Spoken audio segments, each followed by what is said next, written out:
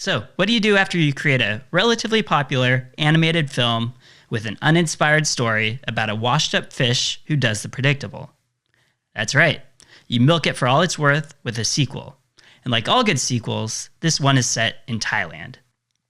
Typhoidal Salmonella, serotypes Typhi and Paratyphi, or rather Typhi and Paratyphi, get their name because they cause typhoid fever. Well, technically, typhoid and paratyphoid fever. But we'll stick to the term enteric fever to keep things simple. I do want to take a moment here to mention that we are associating Thai with typhoidal purely for the alliteration and because we felt it would make a good scene. I don't want it to seem like we're unfairly picking on Thailand and encourage everyone to continue eating Thai food with reckless abandon. Okay, back to the story. In contrast to non-typhoidal salmonella, the typhoidal salmonella serotypes, Typhi and Paratyphi, are only found in humans, which is why we've written no animals allowed. Infection of typhoidal salmonella is typically acquired through consumption of food or water that is contaminated by human feces, hence the outhouse with the mouth-shaped window to symbolize the fecal-oral route. A small percentage of those who acquire a typhoidal salmonella serotype never completely clear the infection, and the bacteria end up colonizing the gallbladder, represented by our recurring symbol of a green papaya. This results in a chronic asymptomatic carrier state, which can lead to an unwitting spread of infection. This was the case with Typhoid Mary, the chef of the New York elite in the late 19th century, who was accused of unknowingly infecting multiple families.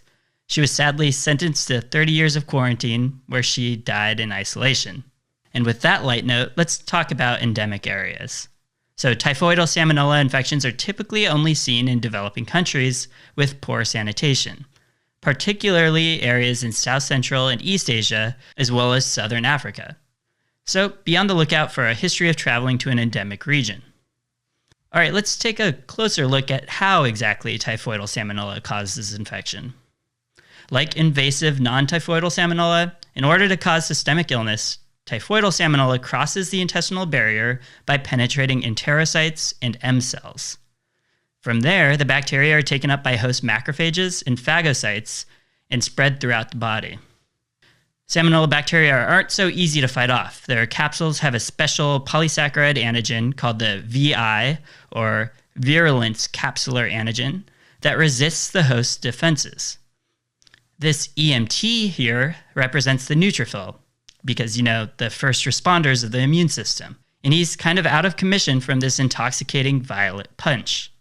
Violet for VI capsular antigen. The VI antigen specifically tamps down the neutrophil immune response in 3 ways. First, it inhibits neutrophil chemotaxis. Second, it interferes with the complement-dependent opsonization. And third, it prevents the final killer oxidative burst. Monocytes also come to fight off the typhoidal salmonella bacteria, which at Sketchy we represent with these big macro cages. And you would see these signs of monocytic immune response in places that harbor lots of typhoidal salmonella bacteria, such as pear patches.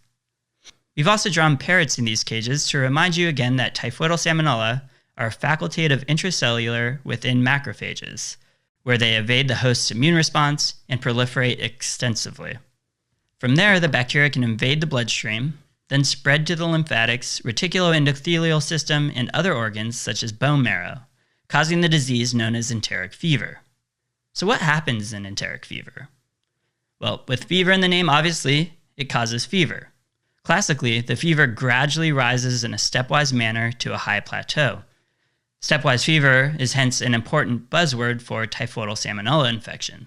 And you'll remember that by these glowing lanterns soaring over the tall, step-like rocks. Fever is often accompanied by relative bradycardia, or pulse temperature dissociation, depicted by the diver's heart watch that's falling into the water. So what I mean by this is that normally your heart rate increases in response to infection, typically about 10 beats per minute for every 1 degree elevation over your temperature. But this doesn't hold true in enteric fever, and the heart rate is actually lower than you would expect, hence the term relative bradycardia, and it's also known as pulse temperature dissociation. So about a week after infection, red macules, referred to as rose spots, may develop on the trunk and abdomen.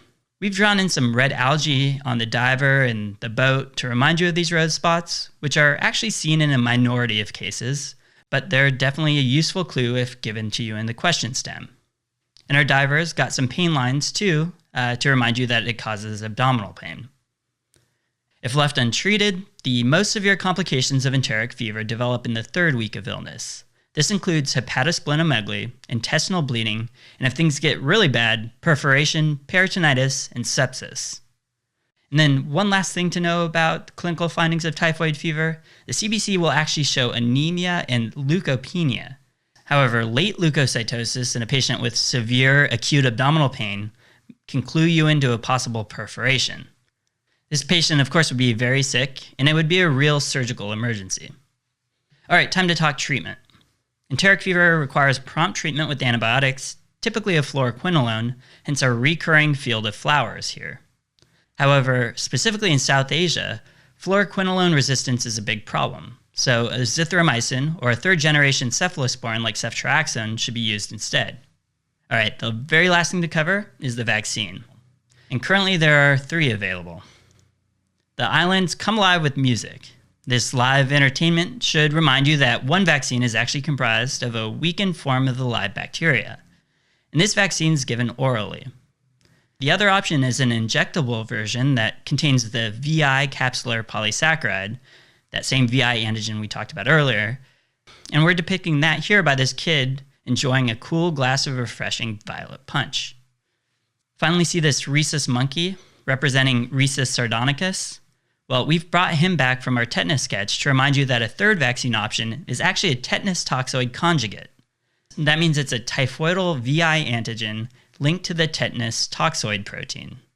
The tetanus toxoid protein induces a strong immune response, which also then recognizes the VI antigen to provide stronger and longer-lasting protection against enteric fever. Okay, so we've covered a lot in this Salmonella 2-parter. Remember, both typhoidal and non-typhoidal Salmonella have many things in common. The major differences are their epidemiology and the diseases that they cause. Non-typhoidal is associated with animals, while typhoidal is a human-only disease. Non-typhoidal causes self-limiting gastroenteritis, but can go systemic in some at-risk patients. In contrast, enteric fever is a systemic illness with 3 predictable phases of development. Finally, we can control non-typhoidal by good industrial practices, but we can prevent typhoidal Salmonella infection in individuals who travel with a vaccine. And that's it for Salmonella. As for Samo, well, we'd love to tell you that he lived out his days in the warm waters of Thailand, but the truth is he was caught in a trolling net shortly after filming this episode and was sold as store-branded cat food at a grocery store in Cleveland. So obviously there won't be a trilogy.